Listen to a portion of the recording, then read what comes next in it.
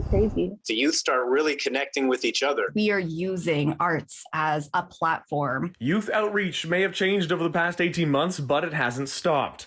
Scarborough nonprofit community arts group Next Generation Arts is one example of that.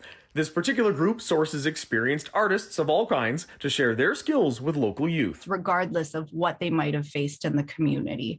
Sometimes it's adversity, sometimes it's community violence, sometimes it might be an immediate threat, sometimes it's things that they witness. The real benefit of what I'm doing isn't that I'm teaching kids a new skill, but it's that I'm teaching kids to feel more confident in themselves. Daniel Farraldo, who you might know as Danny O, got his start recording hip-hop in '96. He's also an actor. He's been working with Next Generation Arts for over a decade. What is it about building music that can help kids who've either gone through something traumatic or just need a little bit of community connection? What is it about building music that can give them that? I think there's a lot of things. I think firstly, it's because of the ability for music to allow you to express yourself, especially within the hip hop genre. So some of the materials that I use in my workshops, I'm just going to pull out like something that I've written that I'll share with you.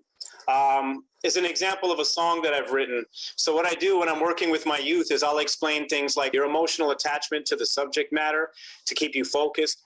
You'll see things like numbers all over the page, but eventually a lyric that looks like this. So I'll show them the final product, which essentially is, in this case, a 16-bar verse. Being genuine is the key. Yasmin Wright, a Scarborough native, is one of the young folks exploring her artistic side through music. What are some of the themes that you express in your music? What are you trying to share? I kind of talk about anything that I'm going through in life. So in my music, it's always just about things happening to me, around me, in my community, in my neighborhood, in my culture. I tell people it's kind of like my therapy. Now, over the last 18 months, the program has naturally had to do a fair bit of adapting to continue providing service, now operating as a hybrid of in-person and virtual. For example, for the musicians, building the songs and music together online before actually going into the recording studio. When you start to connect, or you see that they're connecting with each other, and you get that progress of getting more confident and even excelling at something, I'd love to know what's that like for you?